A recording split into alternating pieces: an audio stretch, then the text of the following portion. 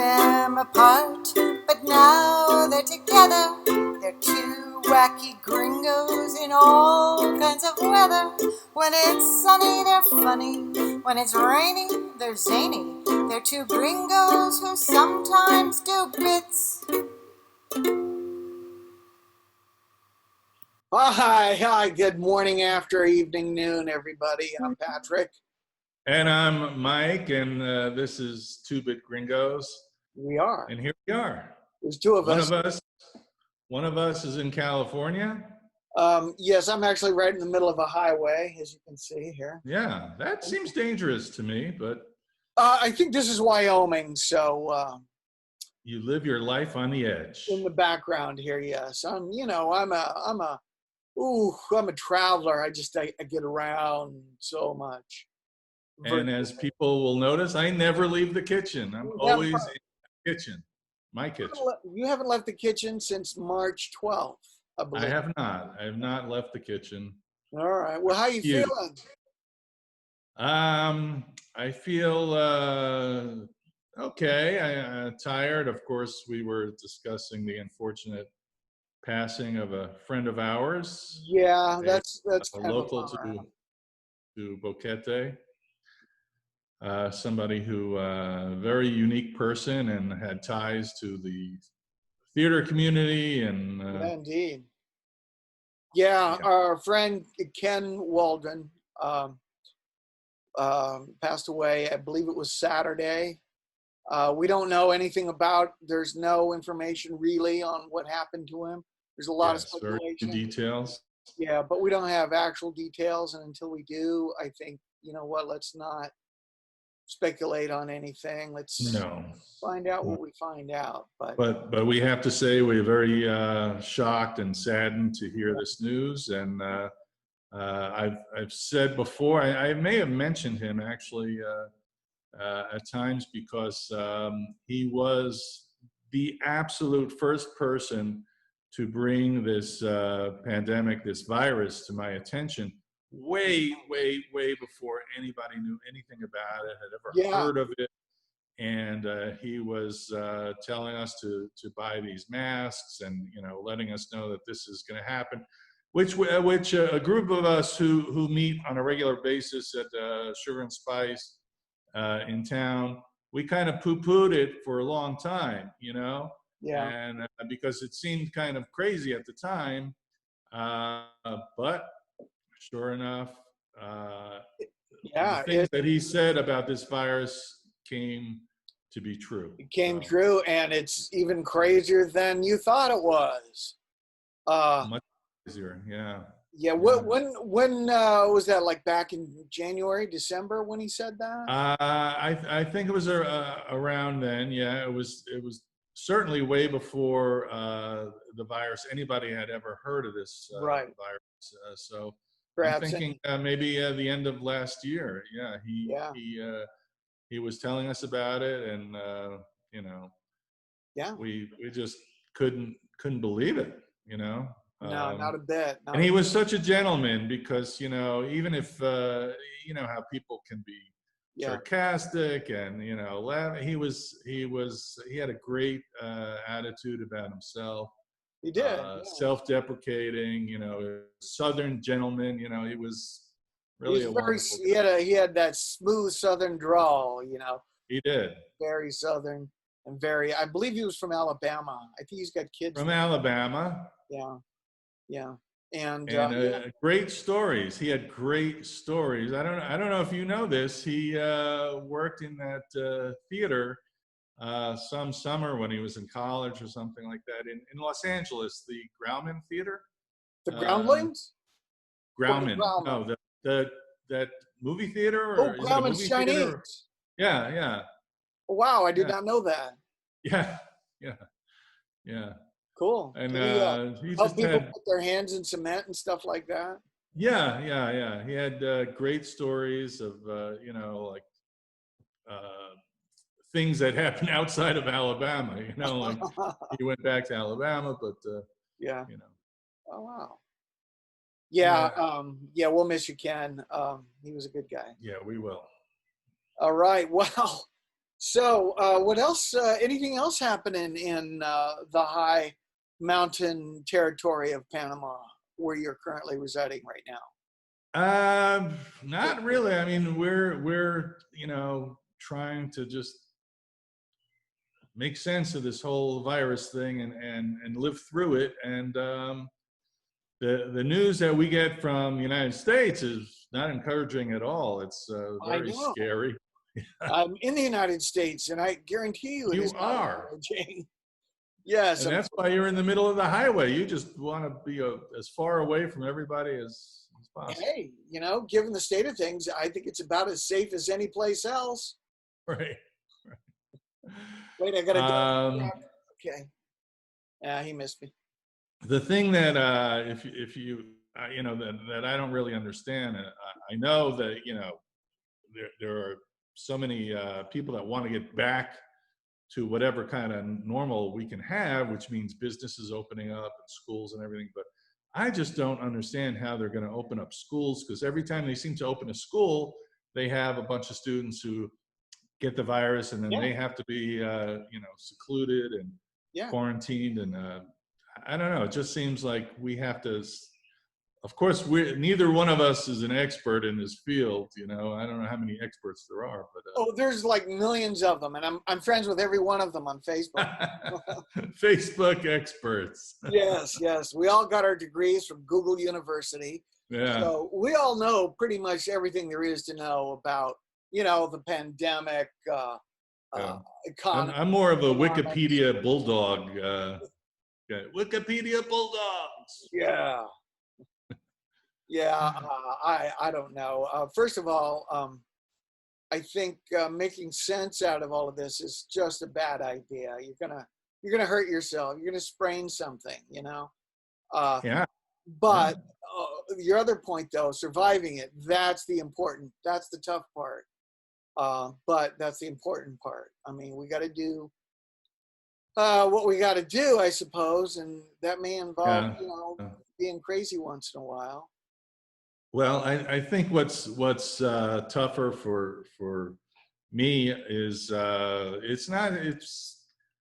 don't know, it's kind of a malaise, it's like you're emotionally, you're drained physically, and Absolutely.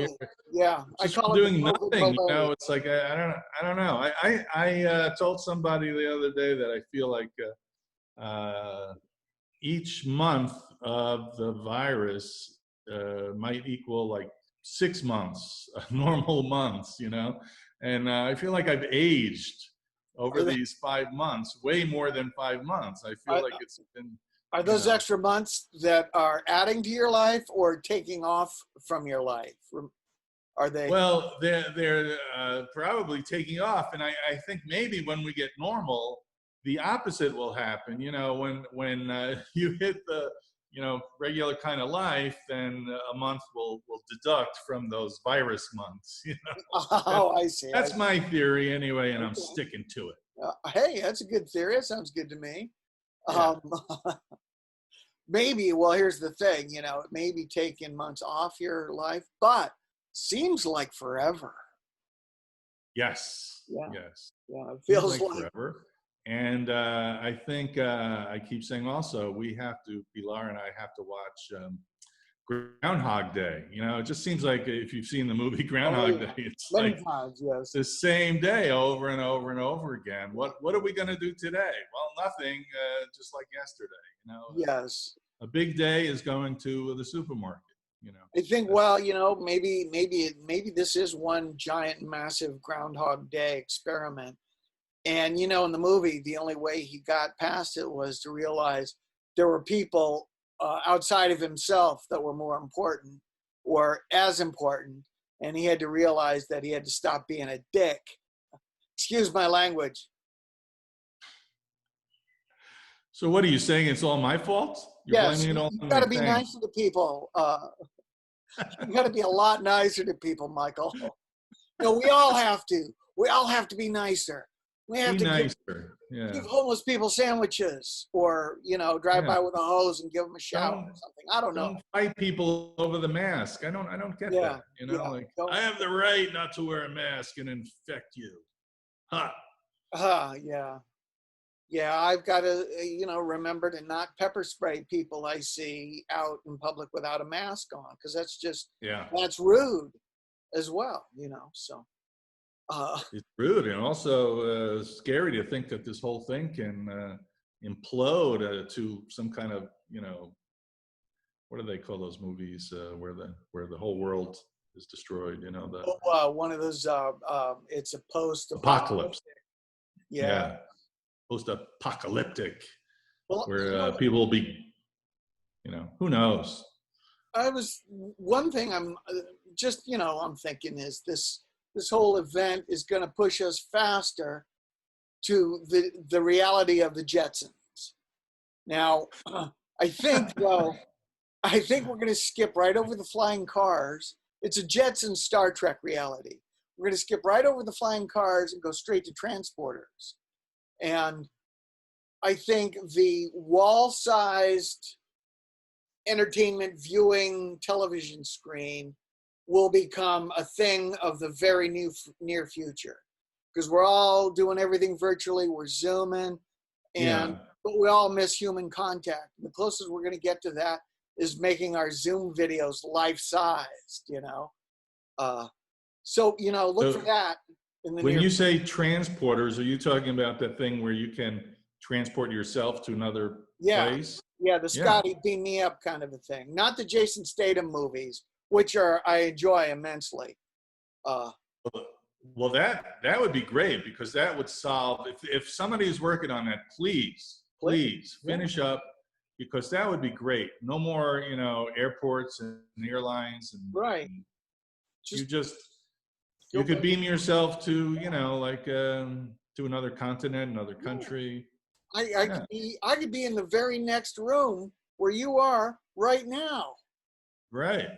And I wouldn't have to worry about a visa or passport or anything. Wow. Yeah. So and also, I think along with that, the food deals on the Star Trek, where they, you talk into the computer, say, I'd like a roast beef sandwich, and it just 3D prints a roast beef sandwich, and boom. Yeah. Well, I'm waiting for that as well. That would be really super cool. Yeah. Combine that with the teleporter. We could send each other Reuben sandwiches or something, Oh man. You know what I like about us, Patrick, is people think we joke around and we make, try to make jokes and things, I hope they think to deal with the serious subjects too. We're trying to solve problems. We are problem-solving gringos. Problem-solving gringos. That was a name that we excluded. We discounted that name, but yeah. I was afraid that transporting and instant food, that. Yeah. Wow. Yeah, I was afraid the other name would put too much pressure on us to solve problems. So but sign me up for that. Yeah. The food. Hey, give me a corned beef sandwich and. Yeah. Oh, by the way, I forgot to mention. Speaking of transporters, we have a guest lined up for today, but given the amazing amount of trouble people seem to be having with the internet lately, there in Boquete, she may not be able to join us. Oh, that's a shame. Yeah. Well, we're gonna just talk and. You're not scamming me again, Patrick, are you? Like.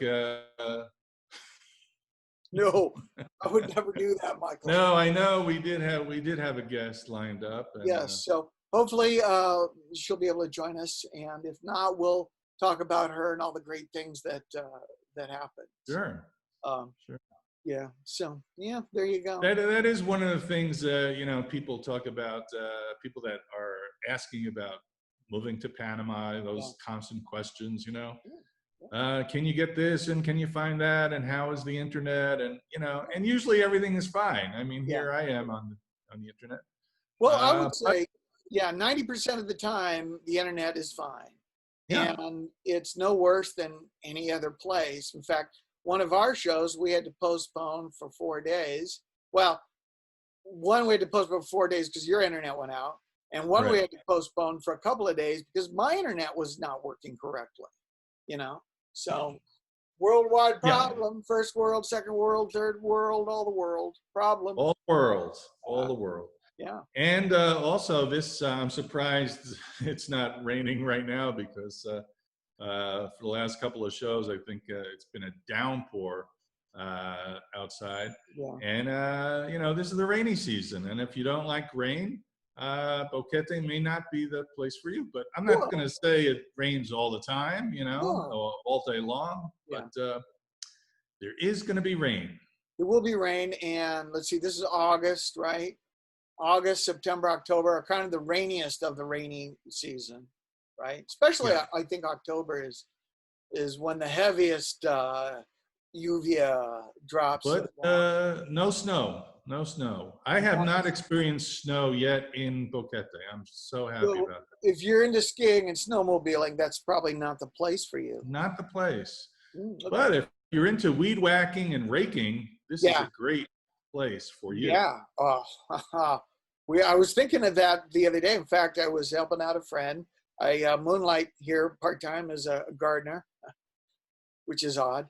But I was mowing his lawn the Panamanian way with a weed whacker. And hey, made me feel less homesick for Boquete. I could see that. I am always amazed at the weed whackers. I don't know if there's a name, Los weed whackeros. I don't know, man.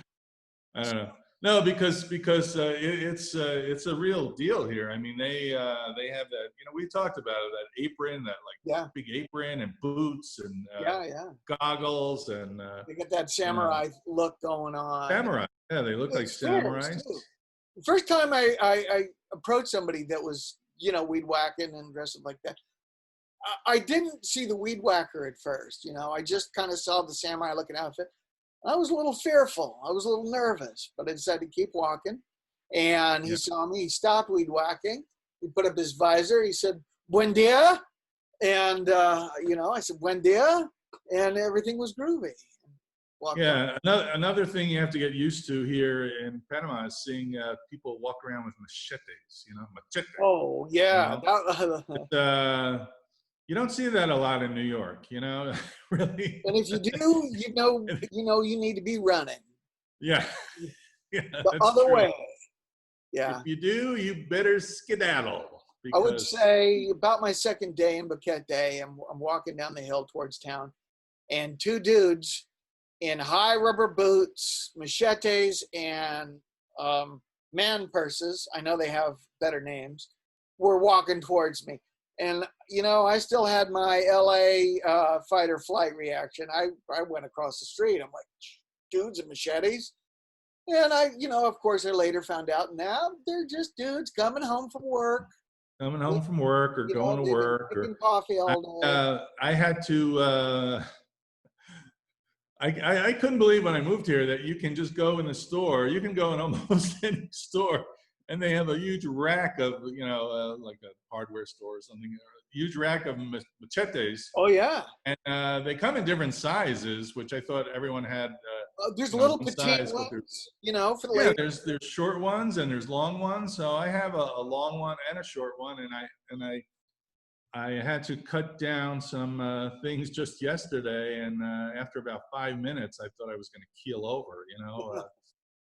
So those guys are hard-working guys, really. Yeah.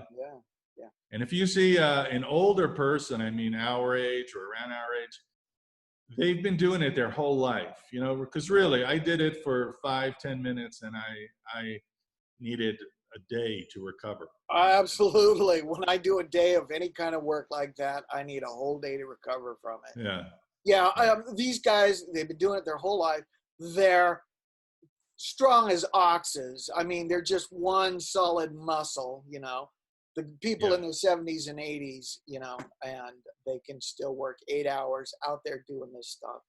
It's amazing. And me, I'm like a bowl of marshmallow pudding, you know. That's what my muscle tone is like. If you've ever had marshmallow pudding, it's disturbing, you know, disturbing. I can see you at the local health club when you fill out the questionnaire to describe your body type. Yeah. It's like a bowl of marshmallow pudding. And after After filling out the questionnaire, I need a towel and a cup of water. You know? Are you okay, sir? I'll be I all see right. you're sweating profusely from filling out the questionnaire. Sonny, could you pick up that pencil for me? Yeah. We're going to start your workout regimen with 2 pencils. I actually I try to avoid places like that, but I am gonna start working on. You know, I haven't really gained much weight since I've been back, so that's okay. But I'm gonna start, you know, I don't know, a walk or do some swim in the pool or something. I don't know. It's got to be some kind of exercise I can do. We used to go down in the summertime. We'd be here often in August, and it's very hot. We'd go down to the mall, the big Topanga Mall there, and walk like old people do. Walk through the mall in the heat of the day. It's nice and cool. We walk 2-3 miles. But guess what? Can't do that now. Mall's closed. Oh, yeah. All Wow. malls are closed. No, none of that. Yeah, So, I think there are groups like mall walkers or something they call them. Yeah, You know, like, yeah. sometimes you see a whole group of people just walking the mall. You know, Yeah, it's you just... recognize them by the Velcro on their tennis shoes. Yeah. Oh, and the looks of what kind of pudding was that? Marshmallow pudding. Pudding, yes. Marshmallow pudding. Try my marshmallow pudding. Look-alike club. Yeah, I know. If I Number trip of and fall, impressions of marshmallow pudding. if I ever trip and fall down, immediately there will be several children around me with a stick poking. See if he can move. Poke him again. You kids. Well, you know what? I got a feeling that our guest isn't going to make it today. So we'll have her on again, you know, and just to keep you in suspense even more so. Oh, wait, I just got a message.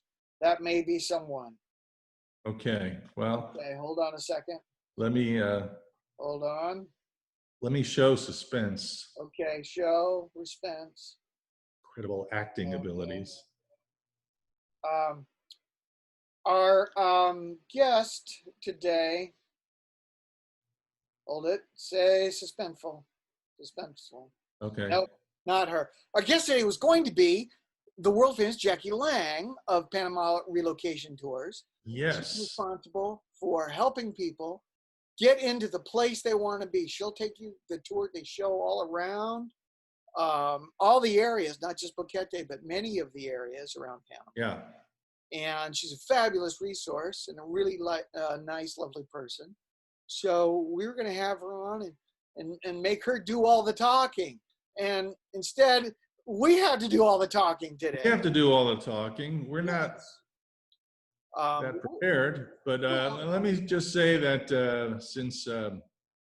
since this virus, I have become, you know, like really deep down into YouTube, you know, it's like the rabbit hole of YouTube, you know, and if you live in Panama, you will eventually come across YouTube from Jackie's company, Panama Relocation Tours, and they're wonderful. And I don't know much about the company, but so many people that have taken the tour have done videos for the company, and they all seem very, very positive about the tour that they take, and many of them have ended up living in Panama.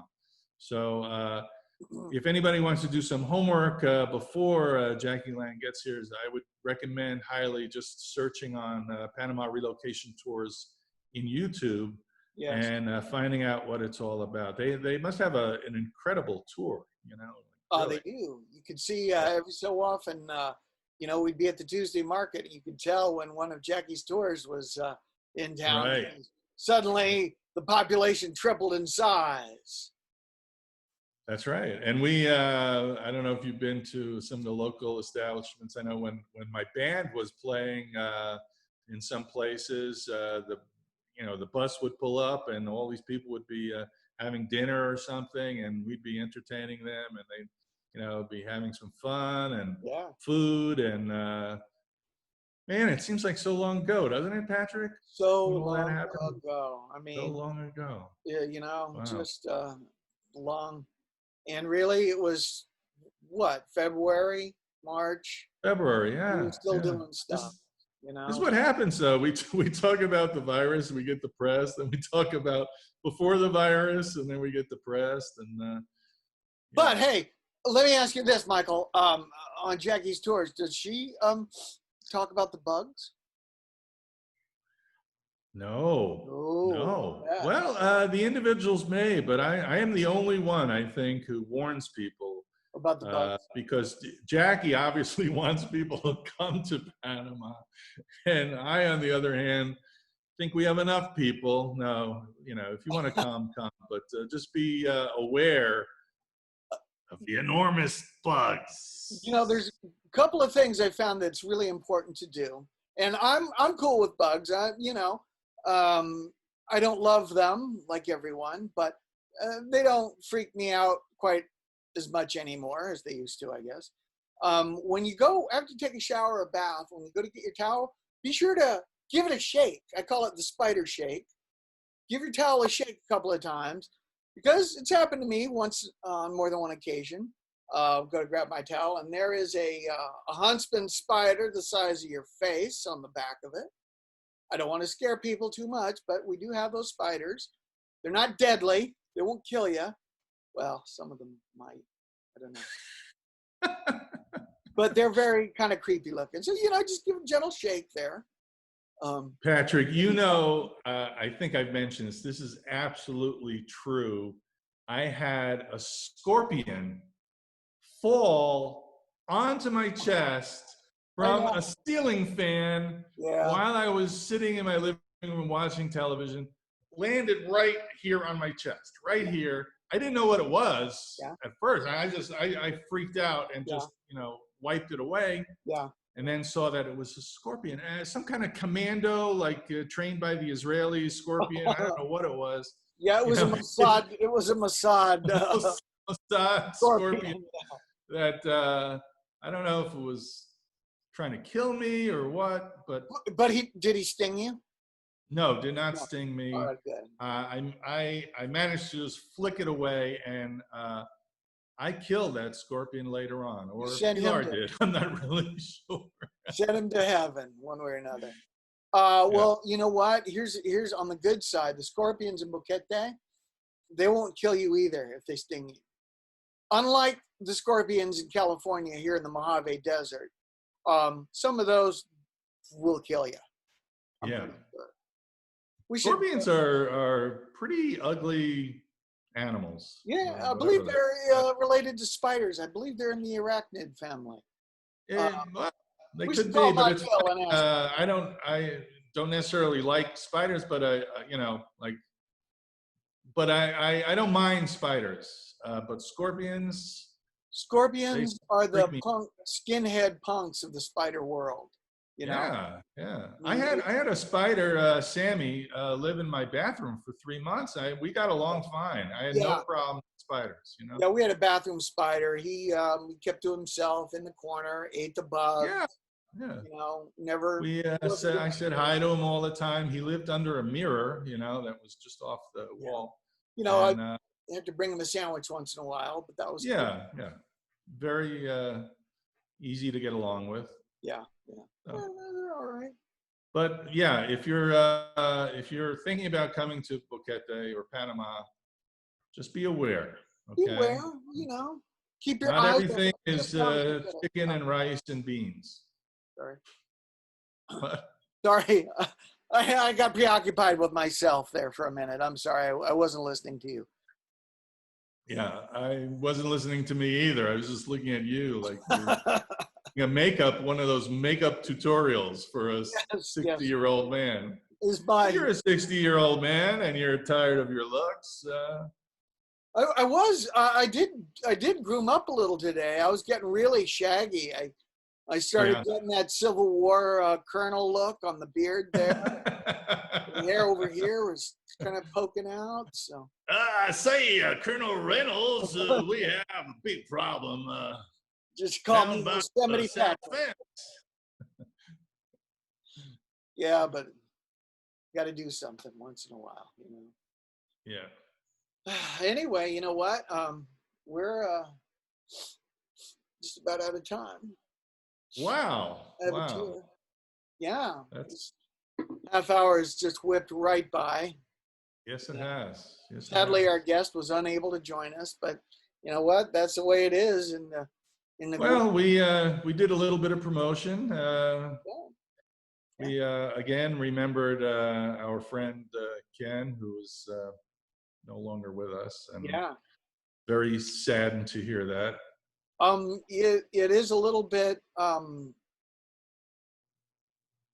disarming. We talked about this the other day. We've had a few friends that have passed on since we've been in Boquete, and it seems like since Boquete is kind of a capsule, you know, it's kind of a microcosm of the rest of your life, the rest of your world.